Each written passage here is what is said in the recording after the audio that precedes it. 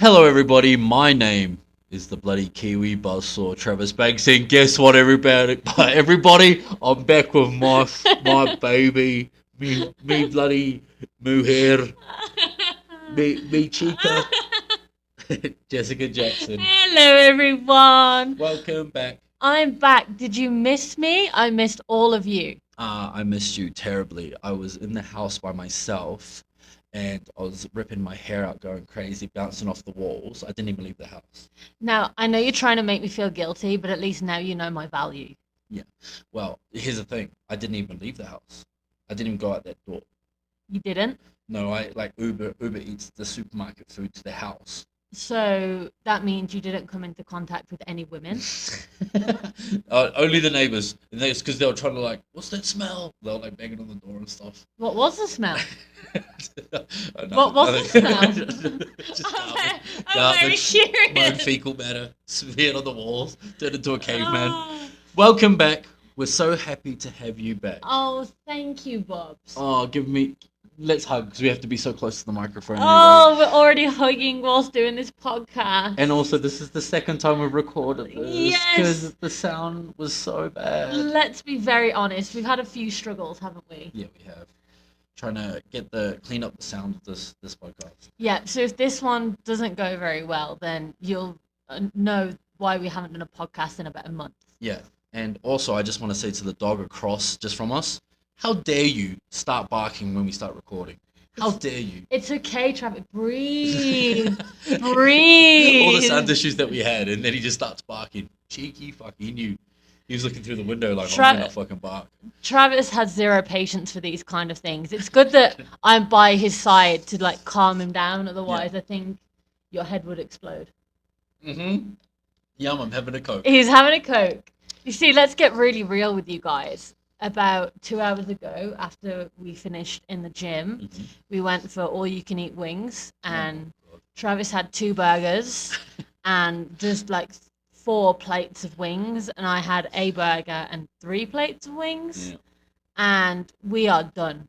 Like, we are so full, tired, in pain, feel sick, yet we're still doing this. We're still putting our bodies on the line, and our sanity as well for you guys out there in podcast land. You know, I don't know what we're doing. I don't know why we're putting it back on you. We're actually really appreciative to you guys. Anyway, I know this podcast is like we say like, what's up with wrestling and what's going on with wrestling? What's Vince McMahon up to? I don't know. What's the news? You looked at me so like, what are we talking about? Who's Where in is this trouble? going? But I don't want to know what's up with the wrestling. What's up with you, and how was your trip to the UK? Oh, well, firstly, that's very sweet. My trip to the UK was fantastic. Obviously, it would have been nice if you could have joined me because I feel like it's not the same without you there. However, not being able to be with my family for most of the year, whenever I see them, it's really quality time. Yeah. So I just thoroughly enjoyed every single moment with my family and with Benji. Oh, Benji, and how was? Hold on, there's a question. I'm going to skip it into the Oh, question section. oh, we're going there quite early There's a today. question from Travis Banks. Oh. How was our boy Benji? Oh, shout out to Travis Banks. He's one handsome man. Hello. Our boy Benji was the goodest boy. He was very excited to see his mum. We spent lots of time together, quality time, walks, cuddles, sleeping in my bed for the first week, whilst I think he was really excited to have me back. Yeah. Wanting to be picked up by me all the time, which was so lovely because that was our thing. Did he freak out when he saw you? He freaked out when he saw me. He was like, which he only does when he's really, really super excited. And pees on the floor. And pees on the floor. He peed on the floor when he saw you for the first time after about 10 months. Yeah. Because you are his favorite. Yeah, thanks. Did you take him back my T-shirt that I gave him? I Sorry. What I did to the podcast listeners was I wore a shirt for like 2 days or like maybe a day and slept in a T-shirt just so I could Jess could take my scent back for him. And it was actually really crazy because one of the things we always worried about was him forgetting us. But the first time we went home, he went crazy for both of us when he saw Trav peed all over the floor. And then when I came back this time round, after he got really excited to see me, he like ran to the door Yeah. as if to wait for you, as if he was expecting you to walk through the door. Don't tell me that. Oh, that's really sad. He didn't settle. He was looking for someone else, and the only other person that could have been is you. Yeah. And then when I gave him your shirt, he did exactly the same thing. He went crazy smelling it as if he recognized the scent, Yeah. and then he went straight back to the door as if he was expecting you to walk through it. Like he could smell you, so he's expecting you to be there. And we said, psych. Tricked you. I'm not here. Tricked you. Love you, really. I love you. Oh my goodness. Oh, that's so sweet. He's such a good boy. He is a good boy. But he you was did the give me a best lot boy. of you did give me a lot of updates. I video sent you about 10 videos of him every day going, say hello to Dad, Bean. Love Dad. We love you. And he's like, what the fuck? He's like, please, can you just get a phone out of my face? I know you love me, but I need some peace. Yeah. I noticed that he put a little bit of weight on as well. Why you'd be back giving him treats. Yeah, okay, because he's a good boy, Yeah. and I like to give him treats, especially on our walks. Yeah. You know, we have a little run, and he follows me, and we run together, and then I give him a treat at the end of it. You know, and Also, while you were back in the UK, just wanted to ask a question. Did you manage to check out the Brit Wrestling at all? Do you know what? I don't know why I didn't. I don't know what came over me, but I didn't check anything out. Oddly, so crazy. strangely. It's crazy. All right, shout out to everybody in Brit Wrest. No, we're so tired and full, just burying everybody on this podcast.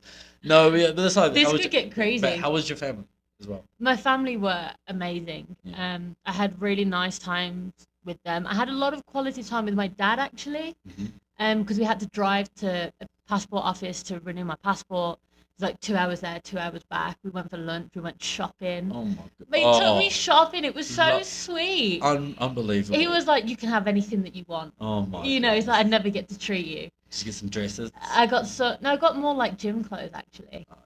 Some like really good quality, like North Face. Yeah. But do you know what's really funny? I don't think I've told you this. Oh my goodness! How are you keeping secrets? So my dad has this thing that I have inherited that we always get the name of things wrong. Oh yeah, So that happens. Yeah, I think you did all that the today. time. So someone will be called Aaron and I'll call them Harry. I don't know why, you know, or I'll get like the name of things wrong, like brands wrong, or shows or something like that. And that is something that I've inherited from my dad. Yeah. So we're shopping, and he's like, "Oh, do you want some North Star clothes?" North Star. North Star. Does it mean North Face? Yeah. What? Do you want Northern Star clothes? Yeah, of course. Just a cheap knockoff on the street or something. Just a like little chap kid outside.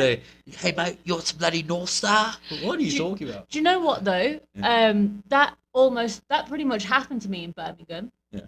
So I was there at Birmingham for the day with my friends Chim and Maisie, and my mum was there as well. And I was walking to the Bullring, which is like a big shopping centre in Birmingham. And a guy came up to me, and he made a beeline for me. So I was really on edge. I was like, "What is this guy gonna want?" And he came straight up to me, opened this like Selfridges bag, and he goes, "Freshly nicked," which nicked is like UK slang for stolen. Yeah. And I looked inside, and it's all just Apple products and perfumes, and like he's gone into Selfridges and just stolen loads of things. And he just came up to me on the street. Yeah. I was like, "No thanks," and then I walked off and thought, "Shit, I be could have good got a price. bargain there, to be honest." What the fuck? Yeah, That's so I crazy. know. In my head, I envision like a little like Oliver Twist kind of guy with a hat, one of those hats on, and be like, "Freshly nicked, governor." Freshly nicked, sir.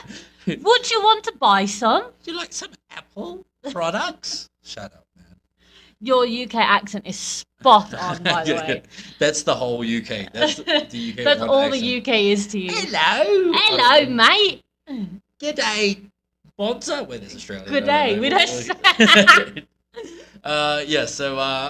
that's great. Glad you had a great time. I missed you terribly. As I said, I've been locked away in the house for 3 weeks. I haven't seen sunlight, and I've been ordering Uber Eats, supermarket food, and the only real like human contact that I've had was when I heard the neighbors fighting, and I looked out the window, and then they looked at me, and it scared me, so I didn't look out. Oh wow. That was like in the first week as well. Oh, that is quite crazy. Oh wow, you've really been through it for 3 weeks. Yeah. Yeah. Don't do that again. I think you're quite lost without me, and I think you quite need me. And I'm not gonna lie, I kind of like it. Like that power dynamic. I like it. Okay, dude. Wow, that's great. So, Okay. but I was gonna ask though, how's your family feel about wrestling, the Mexican wrestling stuff that they see you doing? I think they're really proud of me now, which is nice. I know my brother is super supportive. So the night before I came back, my mom was crying. I don't want you to go. I don't want you to leave me. And my brother was like, shut up. Yeah. Get a grip. She needs to go. Yeah. She needs to do this.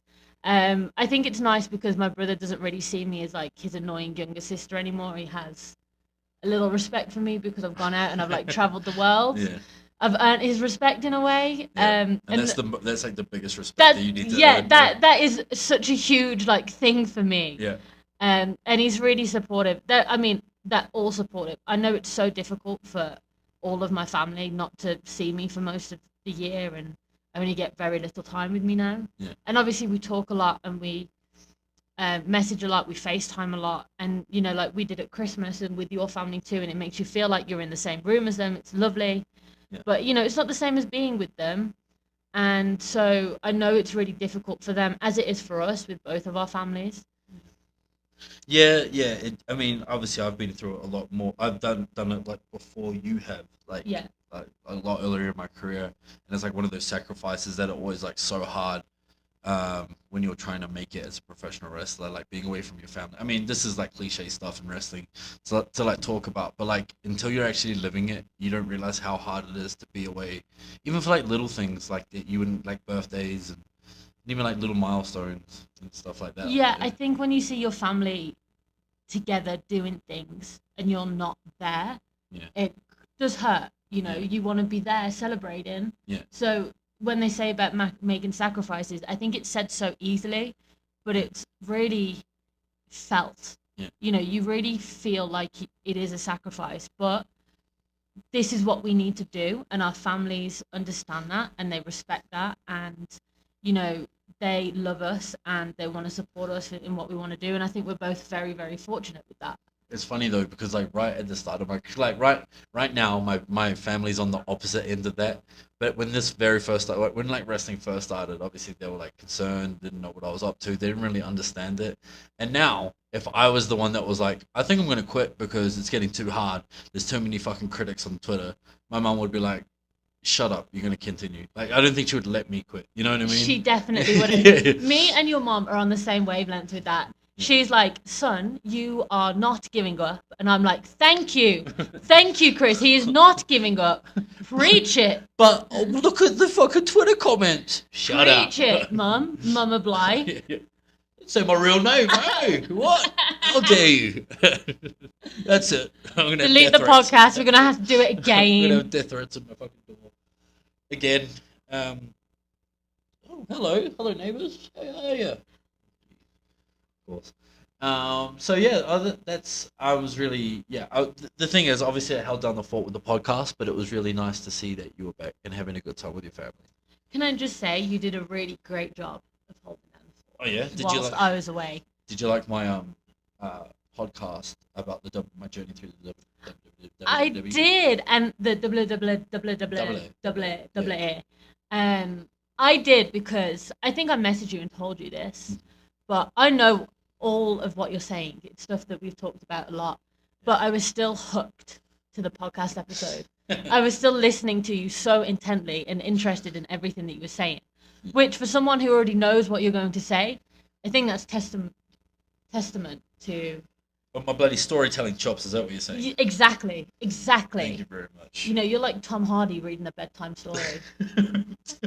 What?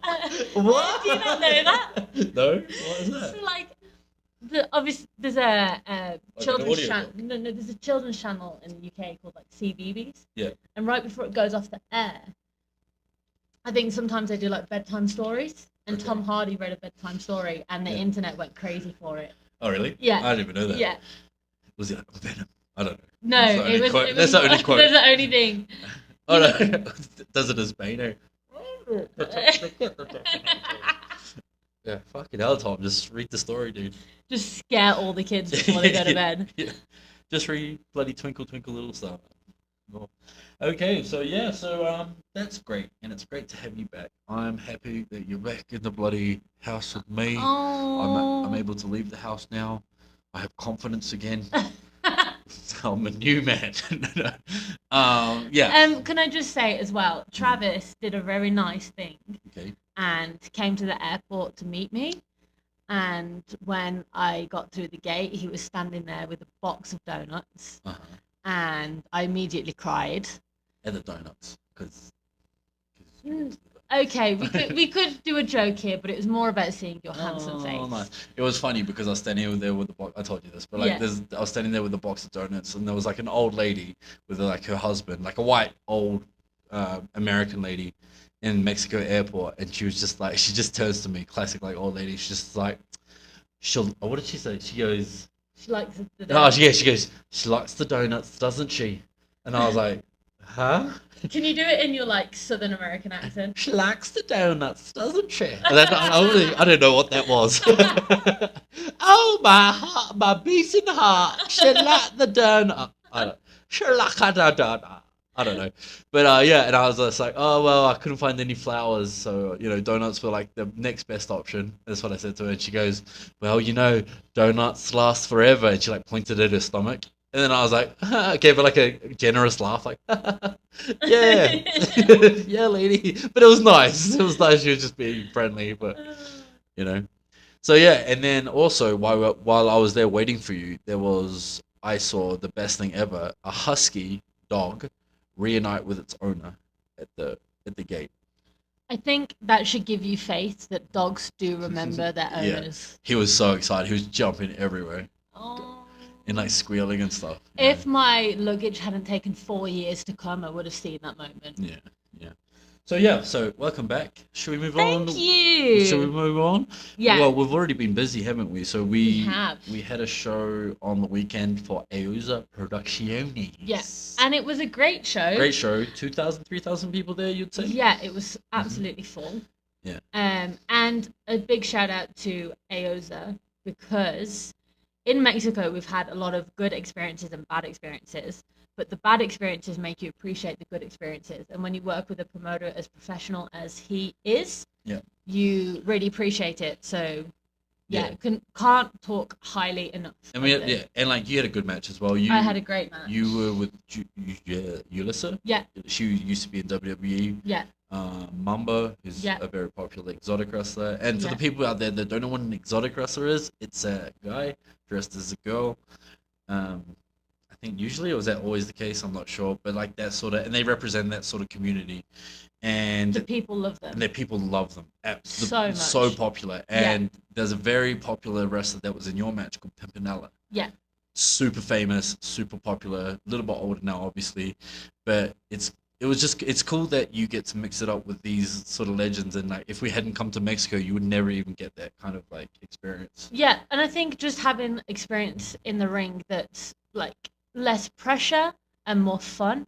You just enjoy being in a match and being in the ring. It's kind of a great feeling, and it just helps to, I don't know, raise your overall confidence, I Yeah. guess, because you just feel more comfortable. And I feel really comfortable around everybody who was there. So yeah, it was really, really fun. And the backstage was really nice as well. I didn't have a great match. I mean, for reasons outside of your reason control. outside of my control. Like for the people that aren't well informed with professional wrestling, you make the matches together in the back, and then you go like execute them out there in front of the people. And sometimes it goes to plan, sometimes it doesn't. In this one, Yeah. I just listened to all the dogs. Here we go. Here we go. Of course. I don't know if you can hear it. Yeah, you but probably can't, but like it's just chaos in the background. But yeah, so like it just didn't go to plan. Like the thing was we worked really hard to get the crowd to a certain level, and then for whatever reason there was a miscommunication, and some of the guys took the match home, as we like to say, which is just finish the match.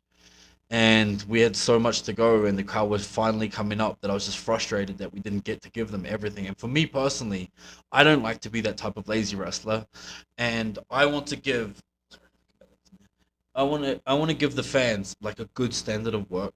So for me personally, like it was just kind of a little bit like disappointing. And also on top of that is we travel all day for this. We get up in the morning, we go to the airport early, travel, lack of sleep, everything, and I can handle all of that if the match is like up to the standard that I hold for myself. And it really wasn't there, and I was kind of just a little bit disappointed. But like again, at the end of the day, the fans were happy, and that's the main thing.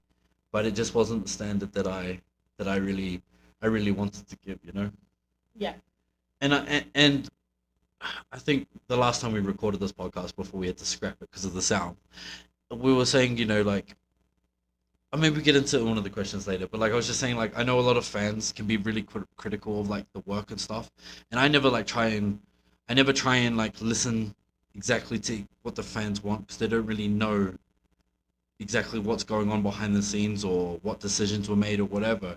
But like, I also do feel like I have an obligation to give them more than what we had given them on the weekend. Yeah, I think because you want to feel like you're earning your paycheck as well. Yeah, And you feel like, especially when you're working for such a professional guy, don't want to feel like you're taken advantage by being lazy, or having a match that's not up to your standard, and doing the things in the match that you know that you can do to get the people. And when all of that was just cut, yeah, it just, obviously you just was left completely dissatisfied. yeah, And the thing is, that's okay, because what happened, it wasn't your fault, and it's by no means a reflection on you. yeah. Um, No, I know, I know, and I'm not like bummed out about myself or anything. And it was out yeah, of my control. It's just one of yeah. those things where it's just like, You guys, wanted come more. on, like, Yeah, and like I know like there's gonna be the justification of like, oh, the crowd were there, so we may as well have just taken it home. Like that's a very old school mentality that I don't really like to adhere to. Like, let's give them something to yeah, remember. You know yeah. what I mean? The crowd could have been there for another 5 or 10 minutes while she ended that We match. Like, just got you them to just that got fucking them. top, and I Yeah, was just like, okay, great. I yeah, like we did a yeah. comeback, hit a series of moves. I hit this really good cannonball. The crowd went like crazy, and I Crazy was like, for yeah, it. fuck yeah, we've got them now. And then we did a little bit of brawling in the crowd.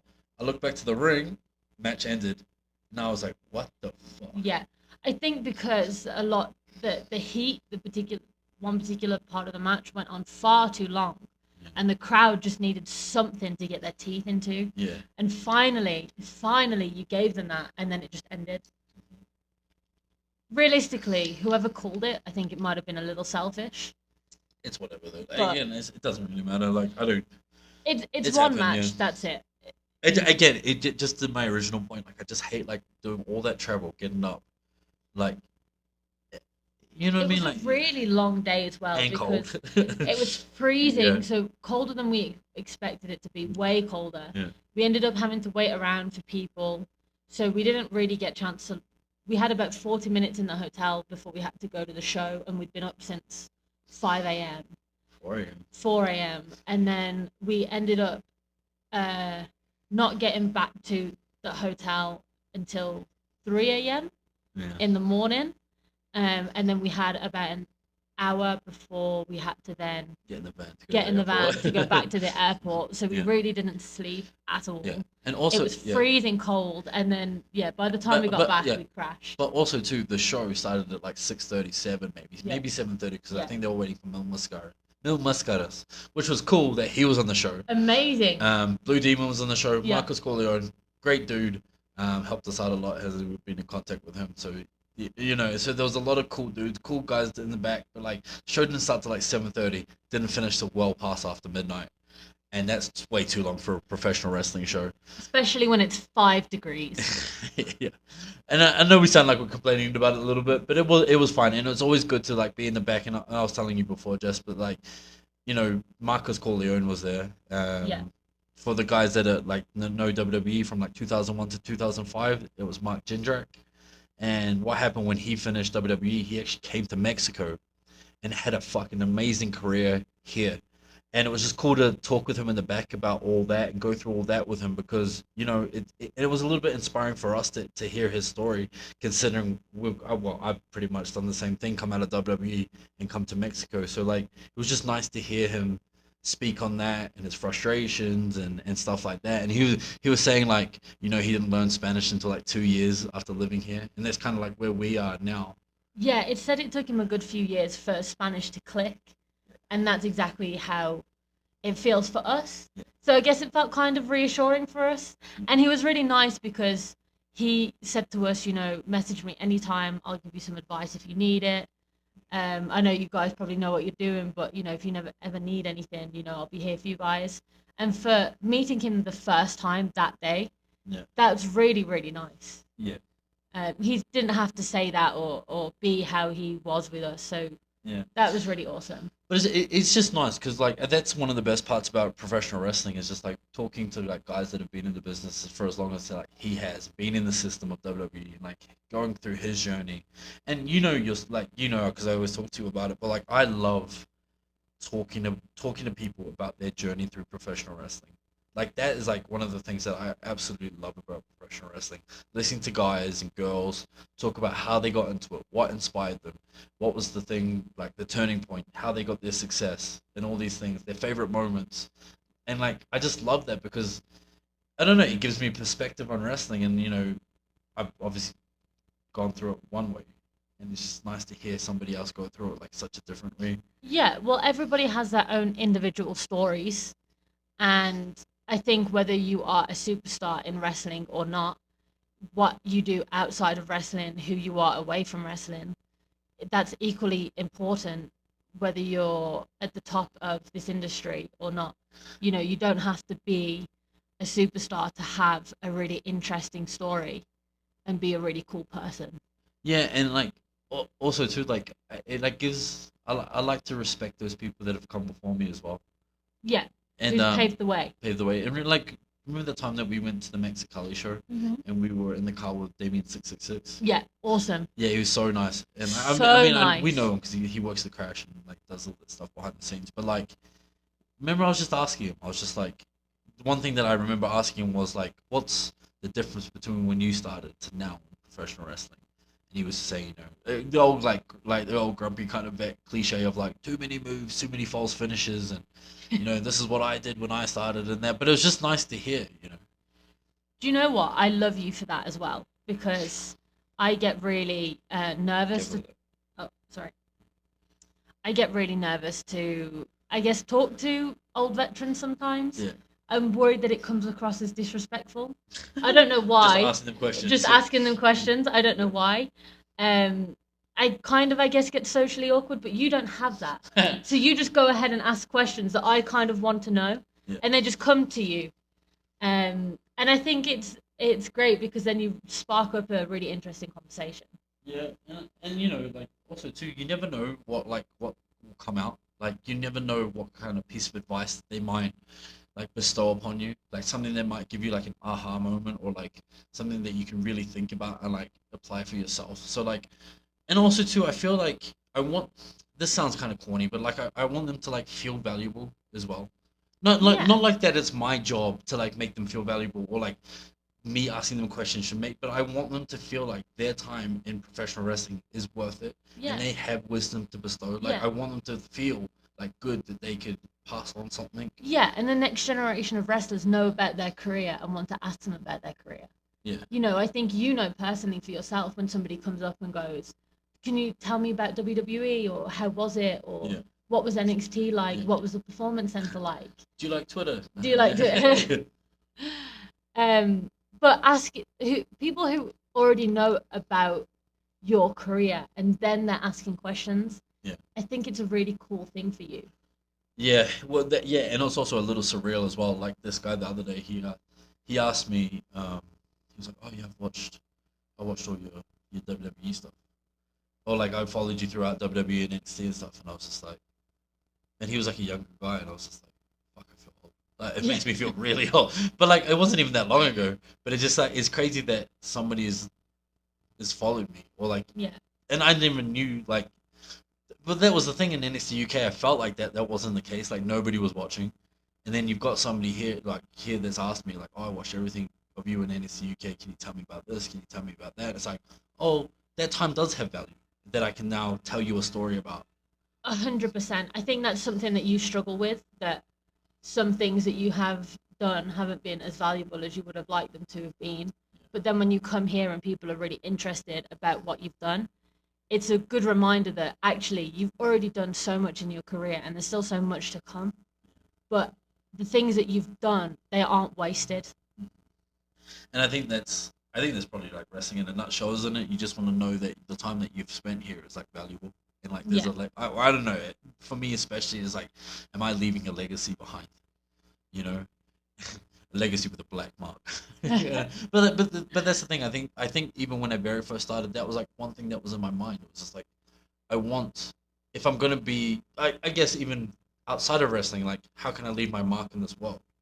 And then obviously being so passionate about wrestling, it's like I really want to leave something behind that's like valuable that people can look at and go, wow, that guy fucking worked hard for everything that he had. Yeah. You know, like he worked hard. He's left a great body of work behind him, and that's like, I think that's pretty much like my mindset when Yeah. it comes to like wrestling. And one thing that nobody can knock you for is your work ethic. Your work ethic is beyond anything that I know. You don't rest. I have to convince you and persuade you to rest. You know, please, you'll be going, my body's hurting so much, but I need to go to the gym and I need to go and train. And I'll be like, please, Bobs, you need to rest your body. It is okay to have a day off. Yeah, but then fucking if I rest, something bad might happen. Maybe that's just a maybe that's something I need to see a I therapist think that's, about. yeah, I think so. No, no, I know, and like, but like, I don't know, like the thing, and I always tell you as well, like, I just feel like in order to get success in wrestling, like you just have to try a little bit harder than most. You know, that's what I always Yeah. say to you. You know, because a lot of people kind of just coast when it comes to professional wrestling. Yeah, and I guess that's really good advice to any new wrestler out there who might be listening. Just try a little bit harder than you see everybody else working, and that's what's going to push you ahead. Yeah, just like I can genuinely believe that like 90% of most professional wrestlers are fairly like I'm talking on like the local indie scene. It's fairly lazy, like not like to disrespect it because I don't mind hobby wrestlers or indie wrestlers or nothing like that. But if you want to make it more than that local scene that you're working on, all you need to do is just work like a little bit harder, 5% harder, 10% harder, and people will start taking notice. Yeah. You know, whether it's to do with your gear, making videos online, whatever it is, just work a Going to little the time, gym. going to the gym a little tiny bit harder, and you'll stand out amongst that local wrestling scene. And that's pretty much all you need, like the little spark to start Yeah, growing and building and getting bigger in professional that's wrestling. the first hurdle to jump. Yeah. Okay, so Yeah. are we going to move on to questions? Oh yeah, we can. How are we doing for time? We're good. Travis has got a little timer now so we don't end up boring you for 2 hours. Okay, the first question. Okay. And I don't know if you know this person. Her name's Jessy Jackson. You actually sent me this when you were away. Oh. But I did the last podcast and I didn't answer any questions. Yeah. So basically, what he's saying is, I sent a question in for the first time, and you ignored me. Yeah. That's why I actually did that whole podcast just to ignore your question. Just to ignore me. Yeah. Were you really that bitter that I'd left you for 3 weeks? Just out of protest. No, not doing it. You know, like how Benji would do protest poos. Yeah, Do you know what I mean? that was the smell we were talking about from the thing. I was doing protest. Oh. Okay, so you asked the question, what do you miss the most about the UK? Okay, so what do you miss the most about the UK? I think you're trying to hint that it was you. Yeah, I was, but because you didn't answer my question. And now you're here. Okay, so what else is there? What were like? I missed the wrestling scene. Yeah, Wrestling scene. it's on fire. Yeah, I love that. I miss that. No, to be honest, I mean, if I'm gonna answer that seriously, I miss the memories of that scene. Yeah.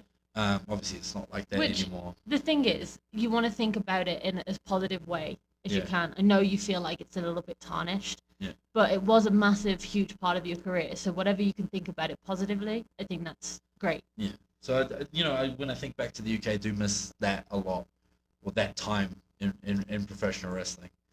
But if we're talking about, I guess, more like superficial type of things, like food and stuff, like Carveries would be up there. Yeah, what takeaways do you miss? Chinese. Chinese is the best in the UK. Chinese. Yeah, and I had a Chinese like takeaway store across from my house when I was living in the UK. So I miss a bloody king prawn fried rice, you know Oh, me. no, just a good old chicken curry. A chicken A curry. good chicken curry is the bomb. What is Bomb. are you from the 90s, are you? Is that I 90s? think so. That's what Oh, it's so sick.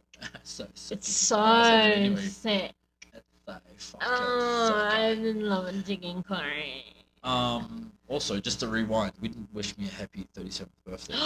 It was my birthday. It was. And you came back on my birthday. And We I didn't even came mention it. back on your birthday. Yeah, And wasn't that just the best birthday present Yeah. ever? yeah. So I'm 37 years old now. I made a real conscious effort to be back for your birthday. I didn't want to get back the day after. Yeah. And I was either looking at flights the day before or the day of your birthday. And yeah, managed to get back on your birthday. Yeah, so now that I'm 37, Yeah. um, you're going to have to start cleaning up after me. What do you mean? Wiping my bum and stuff, because I'm pretty old now. So. I already do that. Oh, yeah. Like, that's our day to day. That's like a romantic date night, isn't It is. it? Jess! Come on. It's time to wipe my I've ass. done it again. Oh, shit. I've done it again. Please tell me you at least made it to the toilet. Sorry. Look at it. I'm old. It's on the floor. To be fair, I do feel pretty, like, I think it's just because it's wrestling, though. My body feels sore. So. But I What? did bring you back a treat Yeah, you to did. help your body. Oh, you brought a massage gun. Oh, I did. Fucking hell. Yeah, and along with however Careful, many it's good. other treats. Protein bars. Yeah, a whole sack full. A booklet of Benji. Yeah, that That's was nice. off. That was off, Benji. You bought me some DP as well, which is DP, fantastic. because I knew your body was breaking down. You got me sorry, burping. You got me a lot of socks And just practical things. Yeah. Soap, shower gels, moisturizers, deodorant. you know me so well. Yeah, just stacked full of stuff that you do not like to buy yourself. Because I'm quite free. Because it's one of those things. I mean, Yeah. you obviously buy soaps and deodorants. We're not smelly. Okay, let me just Just air clear dry that on the up. roof. Yeah. Just only wash with water. Yeah, I got you loads of things like that. Because here's the thing. Travis is the best and worst person to shop for. You know Stop it's it. true. You know it's true. Because Travis, when it comes to things like birthdays and you just want to get him some things that he's going to appreciate, it's really easy. You just buy him shower gels, deodorants, fake tan, Oh, yeah, that's you know, practical things that he uses every day that, you know, he appreciates you buying for him. You know, that's easy. But when you want to actually get him something more substantial, a nicer present, he is the worst person to buy for. He is so unbelievably picky. He's worse than me. I think for Christmas, I walked around a huge shopping center for 3 hours and didn't buy him anything because I could not pick anything that I know he would like, that I knew he would like, because either it's a little bit more too patterned, this top, or the neckline isn't right, or the black's a bit funny, or it doesn't sit right, or the arms would be too loose on your arms, or it would be too baggy on your torso, or, you know, it's a little bit too colourful, or it wouldn't match your gym shoes. Yeah. I mean, I can't argue with any of that. You are so hard to buy for. For your first birthday together, I bought you like 3 lovely tops. Which ones? They were kind of like a silk material. Oh, I know. They were like white and blue. Yeah. Those ones. Yeah, and they were really nice, and you've never worn them. I know. You wore them once. You wore one of the tops. I don't think it looked right on me. And the blue and white, you couldn't do the light But colours. here's the thing, right? At the start, I was like, oh, I don't want to be rude and not say anything. But now I would tell you, don't buy me that. You know what I mean? I won't wear it. That is true. Do you I like the wouldn't- top that my mum bought you for your birthday though? The one that you wore The yesterday. baggy one. Yeah. I wear it all the time. Okay. I just wanted to clarify that. Yeah.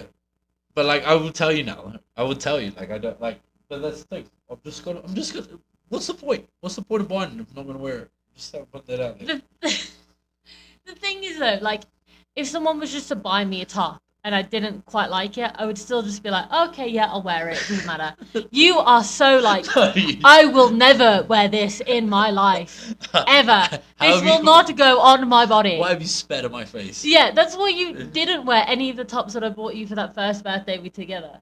You didn't think, oh, maybe I'll just wear these a couple times. Just to be honest, if I have them now, I would.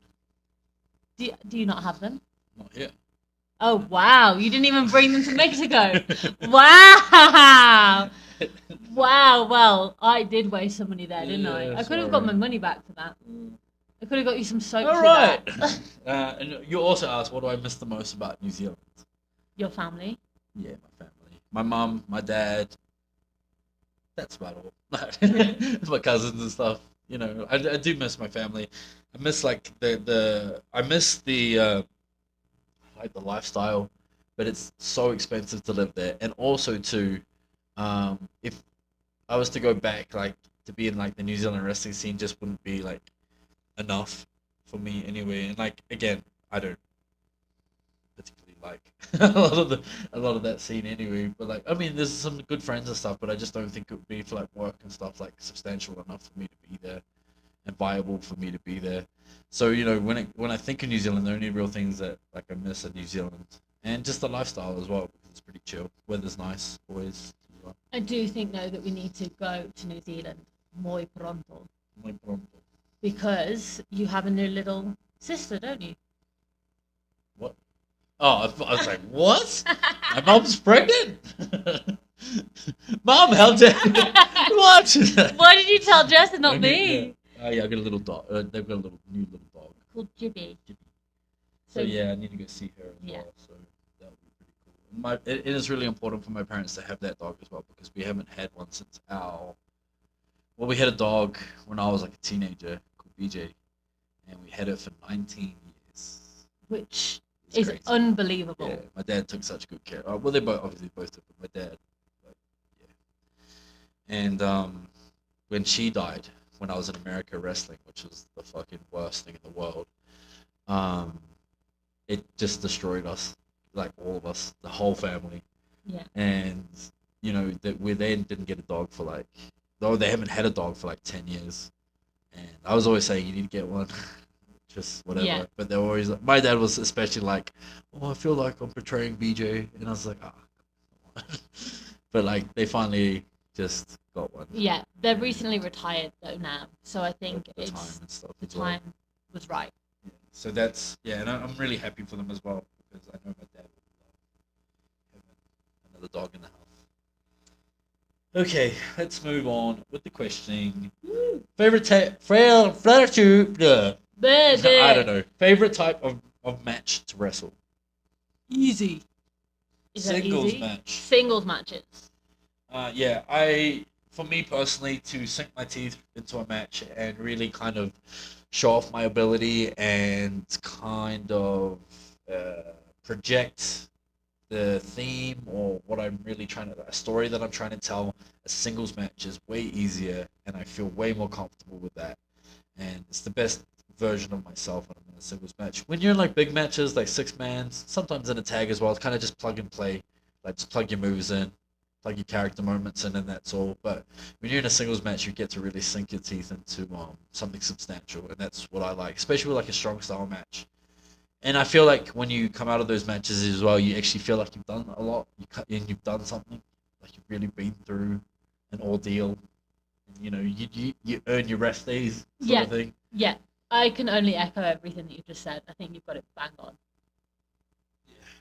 Are you okay? Yeah, I'm just having a little stretch. Should we move on to the next question? Yep. Okay. Here we go. This is the most important question I think that we've been asked today. Okay. What's your thoughts on Taylor Swift winning the Super Bowl? Oh, and I think what they're referring to is what a question. I think what they're referring to is that Taylor Swift is a girlfriend of Travis Kelce, which is on one of the teams. Another Travis.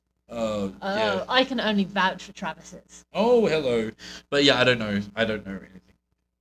You were trouble when you walked in. So shame on me now. I did know you were trouble when you Oh, walked yeah. in. I could Actually- tell. I could tell from a mile away. Fuck, you actually did say that to Yeah. me. You're like, shit, that's bloody I fucking just trouble. I just stood there and I sang it at you when Yeah. you came through the door. Yeah. Yeah, it just came out. Yeah.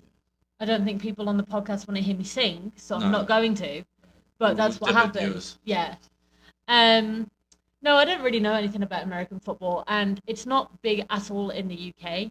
But the only reason why it made the news this year was because Taylor Swift was the girlfriend of. Yeah. Super talented though. Very talented. I heard she's a pretty fucking fierce businesswoman as well. There was a style theory about her. There wasn't Yeah, there? and it was great. Yeah, how like she like Constantly is changing her who she is, yeah. her style, her music, to keep relevant. Kind of like the Chris Jericho of pop. Oh, I fucking no, I wouldn't fucking say that. That's the fucking few and far between comparison. Shit. Chris Jericho's the Taylor Swift of professional wrestling. Oh god. That should be the title of this fucking episode. That might be a very uninformed opinion, Jeff. I don't know where it came from. Did you see that, David? Did you see him on the Jericho cruise? I did not. I did not. There was a viral video of him going around, and it's on Twitter and whatever else. And he's because he's obviously got his band Fozzy on his cruise, and he's singing most nights, and he's dressed up as like David Bowie, but it looks like a shitty version of Ronald McDonald. He's wearing like red and yellow, and he's singing Blinding Lights. By the Weekend. Yeah, and it's the What? worst thing that I've ever fucking heard in my life. I feel really stupid now. Like even more stupid than when it came out of my mouth. Yeah, I know. Like, It was bad. I feel horrendously stupid. What's weird though is like I feel like I don't know if it's like you can clean a lot up in like audio. I don't know, but like me and Luke, like my best friend, we used to listen to. I guess it's probably just because it was wrestling related. We used to listen to Fozzy on repeat, like "Don't You Wish You Were Me" and fucking all those other songs. I don't remember anything else, but that was the song we like listened to like on repeat when we were young, while we were playing like SmackDown versus Raw and stuff. And I didn't think he was that bad of a singer back then. Can you get the video up for me? I can do a live reaction. Sure. Keep talking into the microphone. If you find the video, I can have a look if there is another question. No. Chris Jericho, David Bowie, David Bowie. something. Oh my gosh. Here it is. Okay.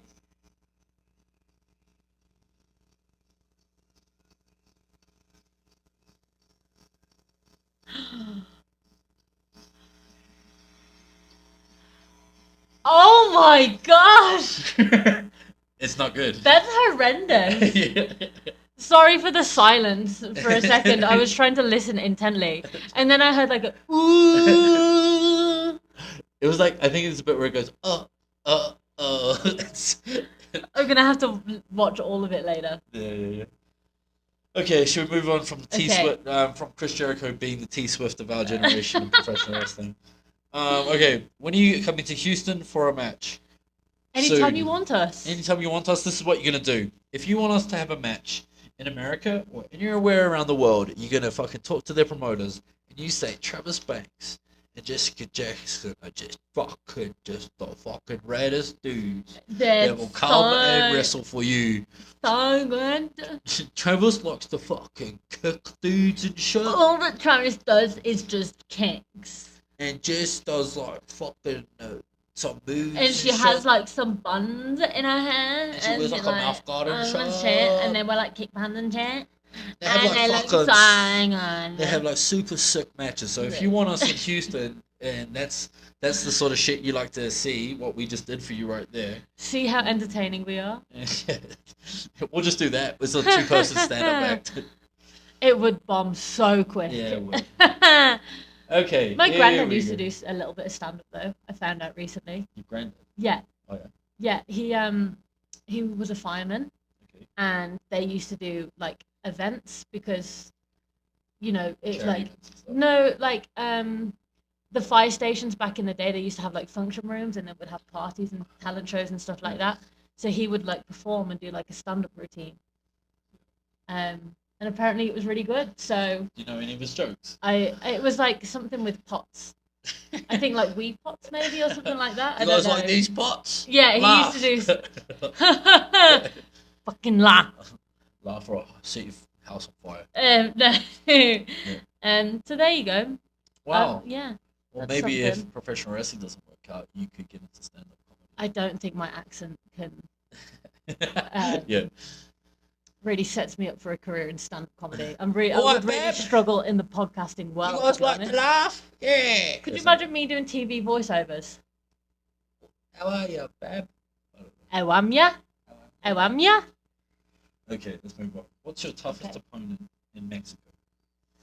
I'm just gonna straight out the gate say Stephanie because she's fantastic, and yeah, she's always gonna be a tough person to wrestle, but tough is in the best way. Yeah, and tough is such a hard like kind of question to ask, especially when it's like in professional wrestling. Like, it's not like a boxing match, you know what I mean? So, Renee Rocks is probably like my best opponent here, and then in terms of tough, maybe you said it yesterday when we recorded, but like Los Golpeadores, just because they were like super hard hitting. Yeah. But like when I come out of those types of matches, it's really rewarding, and I feel like I've done something. Yeah. Really, Yeah. like I've been through the ringer. Yeah. Sorry, burping and shit. You're Yeah. lovely. Sorry. Yeah, I feel like I've been through the ringer. I've like had a war or something, and it feels like I've actually like earned my paycheck for the day. So yeah, those two come to mind. Okay, next question. Gosh, we're powering through these, aren't Yeah, we? this is the last one. Oh, Here we go. You ready for this one? hit me with it. Hardest part about being an indie wrestler. The fucking internet. Well, I think that would be whether you're a Indie wrestler. indie normal wrestler or contracted wrestler. Yeah. The internet would always be the hardest part. But I think indie wrestling, a lot of it is working with bad promoters, kind Yeah. of being disrespected, trying to being on a show and then not hearing back and them not booking you. And apparently then you find out that they don't want to use you for a random reason that was Out of your out control. of your control anyway. Or if you actually do the show and they don't pay you. Yeah, promoters Like not what you paying you. want. Yeah, promoters not paying you, trying to underpay you, asking you for less. And also, just off the back of that as well, with independent wrestling, obviously you're kind of beholden to the dates that you have. So if you miss a show, you're not earning money. So like for this month, I had 2 dates. Well, one was apparently it was just like an angle, but I had thought originally it was for a match. Yeah. And now it's like, well, no, it's just an angle, so we're not getting paid what we wanted for that or whatever. And so it's like, oh, great, so that's not a booking. So that's been taken out. So that's like, cut that from our budget. Yeah. And then there was a DTU show that was supposed to be yesterday. Yeah. Was it yesterday? Yeah. Yeah, it was supposed to be yesterday. And it was out of our hands, but there was like a shooting in the place that The ticket office of the fair that we were supposed to wrestle at. So obviously for our safety, the show had to get shut down, which is fair enough. And obviously we're not going to go there anyway. We'd rather not take the risk. Yeah, but like again, that adds to your fucking like that takes away from your budget that you have for the month. And like those are the things that are hard. Like it's 1 or 2 bookings that can fucking make a month either stressful or not stressful. Yeah, it's the lack of security, and obviously we're talking about the negatives here. There's a lot of positives like the freedom. So I could just go home for 3 weeks, and we are able to travel the world because we could take dates in Costa Rica or Guatemala or in Europe or in America or Canada. We have that freedom. So there are many good things, but also with that, I think the lack of security from month to month is what makes it the most difficult. Yeah, I know I kind of like made a joke about it, but also the internet is a little bit hard as well. Because I don't know, it just again, but it's for all wrestling. It's not just for independent wrestling. It's just like everybody's so critical of everything now. And we were saying this when we recorded yesterday, but like, it's hard because like for example, I saw this like comment the other day, and it was like, oh, Travis came to my town, but like he just did like silly character stuff and blah blah blah. And now like again, it doesn't really matter. The thing is, I'm only wrestling for the crowd and for the people that are in my match. Like I can only work to the level of which my opponents can like handle. I try and bring out the best of them, obviously, but like if we're wrestling like an old legend, they only want to do something easy, some character stuff. And if that's the job that I've signed up for, if that's the job that's expected of me, that's what I'm gonna give. Yeah. You know, if it's a strong style match, I'll give you 100% strong style. If it's comedy, whatever. Yeah. And it's important to me that I can wear all these hats and do these different jobs. But like, it's annoying when like you're trying to give your all and and cultivate a reputation for being a hard worker and get around and do all this, and people are just like, ah, he's shit because of this reason, Yeah. Oh, I saw him, he was lazy that day. No, I wasn't. I was just doing what I needed to do that day for that crowd. Yeah, I think people judge far too easily, and what they forget is sometimes you are in a match with veterans, with legends, who their bodies are sore, they're a lot older, they just want to get through a match. And the thing is, they've paid their dues. They did the hard stuff 20, 30 years ago. So now they can do these matches and just do what they need to get. They do what they need to do to get through the match. They don't have to do anything extravagant because it's their face that's selling the tickets. It's not the match that they're going to have. It's just them being there. Yeah. So if you're in a match with these people, you have to work to them. So it's easy to judge, but you're actually being a professional by working to them, not trying to make yourself look good. And yeah, and also this like complaint by itself isn't just like the thing that's make or break. Like it's all together. It's like the long travels that suck. Obviously, the promoters that stiff you that sucks. The the shitty shows or whatever that sucks. And then on top of that, you've also got to like perform to like your highest ability. Even if you're cold, you got to just in a bad mood, whatever. You've got to do all of that. And then on top of that, still open yourself up for criticisms. And that's like, I think that's like any form of entertainment or Yeah. like anything that you do. But like, that's like the hardest part because we do so much to get to the shows, travel, whatever, blah, Yeah. blah. And then we get there, we still have to fucking put on our best performance and then also have to kind of tailor it to that crowd, to that person that you're working. And then on top of all of that, somebody might go, yeah, but you're still shit. Yeah. You're like, ah, fuck, dude. Do you know what's crazy? Like, I know the internet is just a free for all and people can say what they like and it's freedom of speech and okay, fair enough. But remember when you was a kid and one of the first things you got taught in school was if you haven't got anything nice to say, don't say it at all. Like, it is okay Just to not say anything. You know, it is okay to have an opinion and express it to maybe the people around you, but you don't have to make it outwardly known when you know it's going to upset somebody. It is okay to follow that. If you haven't got anything nice to say, just don't say it. It's okay. You can be empathetic, you can be kind, and you can bite your tongue and not be an arsehole. I think it's crazy today in this day and age of professional wrestling as well, especially with fans that are so passionate about the products. It's just like anything can trigger them now. Yeah.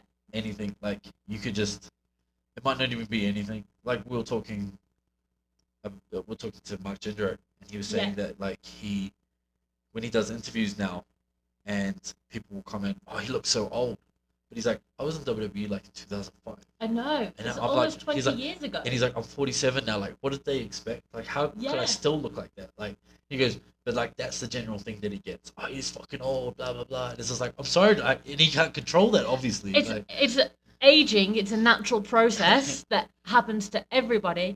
But also, we saw him yesterday. He looks incredible. He's fucking great shape. He's in great shape. He does not look 47. Yeah. He's still looks like an athlete. Yeah. You know, it's so easy to criticize and say, "Oh, you look old." If I looked like that when I was 47, you know, that much of an athlete when I'm 47, I am going to be so happy. Yeah. You know? But yeah, so the hardest part about being a wrestler in general is just there's a lot of things. There's a lot of like things that go into this. A lot of things to juggle. Yeah. And I think I remember saying it when we recorded the podcast yesterday, and the points are coming back to me. Yeah, I know. And I don't know why we said this, but Yeah. I remember thinking that, you know, as part of independent wrestling or wrestling in general, you know, you have good days and bad days, but you also have times where people really praise you. And when, you know, you're not feeling great, or for me, still being quite new and getting confidence in myself and in the business, when somebody praises me and says good things, you know, it makes me feel so good. But then I also have times where I feel like I'm terrible and like I have no confidence in myself. And Like yesterday when you were crying. like about yesterday when I was crying in your arms saying that I'm terrible. wrestling. And it really is like a massive ego battle. And I just think it's really important just to try and steady yourself. Because it is fleeting, it is up and down, and you have to try and keep yourself as grounded as possible, even when people are saying good things about you. And even when you're feeling good yourself, it's important just to stay grounded and remember. Like for me personally, like I always think God's put me here. God's given me this opportunity. He's the one that's created this lifestyle that I'm able to live. He could easily take it all away. So I don't want to get ahead of myself. I want to stay grounded. I want to stay humble. It's all come from him. It's not from me. And I think that's really important to remember because it's so unstable. Yeah, it is an unstable business, and but the thing is, I know we talked a little bit of like some negatives there, but like the thing is, despite all the travel, despite all the shitty promoters, despite all the bad politics, for those 10, 15, 20, 25 minutes that you're out there, like it's worth it. You know, I mean, I don't think after everything that I've been through, being cancelled and fucking dealing with all the hate and shit online, I don't think I would have, like, if this was a normal job or whatever the fuck, or if there's anything else, I don't think I would go back to it. Like, Yeah. but it's that fucking 10, 15, 25 minutes that, like, keeps me hooked, keeps me coming back because, like, when you go out, I can't even explain this. Like, when you go out there and you have one of those matches and, like, you're in the back end falsies and the crowd are going fucking crazy and you're lying on the match, it's just like, there's nothing better than that moment, laying there on that canvas while the crowd are just appreciating what you're doing. And that's the shit that keeps me coming back. And I don't know if that's like, maybe that's like a fucking something that I need to see therapy about. Yeah, Maybe I need to go to a therapist about. Yeah. Because it's like that drug, it's that dopamine hit, it's that whatever it is, and like that's the thing that makes all the travel and everything and all that other shit worth it. It is the absolute best. There's that 10, 15 minutes where a crowd is reacting to you and they're going crazy for every single thing that you do, and they're cheering you or they're booing you, or just any kind of reaction from them, and you can feel it, and then everything that you do just feels right. It feels like this is what I'm doing this for. This makes everything that we go through, all the problems, they go away in those moments. It's the best. What's crazy too is like sometimes I can go to a show, but it will be smaller than like other shows that I've worked. Like when I did that DTU show the other day, even though it was like packed for DTU in the dojo, I was like, okay, whatever. I'm not really feeling up to it. You know what I'm like before shows sometimes. I just absolutely have no energy to do anything. I don't want to warm up. I can't even be fucked doing anything. But then as soon as I get out behind from that curtain, it's like, I don't know, some switch flips, and I'm just fucking like energized. But also with that DTU show, what was so incredible about that was every single move, turn, look at the audience, like character moment that I had was the crowd were biting on. Yeah. So they were just with me, and now even though it was a smaller crowd, and I'd much prefer like a bigger crowd or whatever, like that still makes me just feel as valuable. Yeah, of course. And I remember I messaged you straight after. I was like, that was awesome. was the fucking best. Like they just they loved everything. Yeah. And even like the finish, which was a little bit like the screwy finish. Yeah. They still bet on the finish. Yeah. And I was just like, that's what wrestling's about, like making that whole room believe what we do. Yeah, it doesn't matter if there's 50 people there or 500 or 5,000. If they're reacting to you, it is such an amazing feeling. Yeah, so we answered that question. I think so. I think we answered it quite thoroughly. Yeah. Yeah. Okay. Okay. Questions. Should we wrap it up then? I think so. I think we might have run a little bit shorter, so that's okay. So yeah, guys, Jess is back. Woo! Thank you so much for all the support of the podcast, especially that last one that I did with WWE, talking about WWE and my journey through it. I got a lot of positive feedback about that. Yeah, and that was quite raw for you. Yeah, it was hard because even when I was starting to talk about it at the start of the podcast, like when I started just kind of rambling my thoughts into the microphone, like I was feeling a little bit like uncomfortable, like saying it. And then by the end, I was actually feeling really like comfortable, like going through all the memories and the hardships and whatever else that I talked about. and it was a little bit of therapy for me. So, I really, and then to get a lot of good feedback and like to see the numbers up a little bit was really really nice. So, so so thank you very much. If you could on Spotify, if you could give it a star rating, if you could go into the questions and answers part and like leave a comment, that would be nice. It helps with the algorithm. On YouTube, if you could like, subscribe, and comment and share this, that would be awesome. And every little tiny bit helps. If you want to find us on social media, I'm on Travis_Banks 13 on Instagram. Travis Banks, professional wrestler on Facebook. You're Jessica Jackson, professional wrestler on Facebook. And Jessica Jackson Pro. Jessy Jackson Pro. Jessy Jackson Pro on Instagram if you'd like to find us there. We are there. That would help out my Instagram because it seems to be screwed up at the moment. I don't know what's going on with the fucking algorithms. But, so yeah, that would be all, guys. Don't look for us on Twitter because we're not there. And we'll fucking never be there. So, whatever. Can I just say, you've turned 37 and you're really starting to make these dad jokes. You know what I mean? The same joke. I don't know. Maybe. You know when, like, dads make the same joke at, like, they go for a meal, they make the same joke all the what time. What joke did I make? What's the same one? I'm just saying, like, the don't look for me on Twitter because I'm not there. You know what I'm saying? You know what I'm saying? Because I was cancelled. Yeah. Real planted. And I'm also still on private, so whatever. Power to the people. I don't know. I don't know. What? All right, I don't know what I'm saying. I'm really tired. Let's wrap this up. Thanks, guys, for listening. Thanks, guys. We love you. We appreciate you. See you next week. Bye. Bye.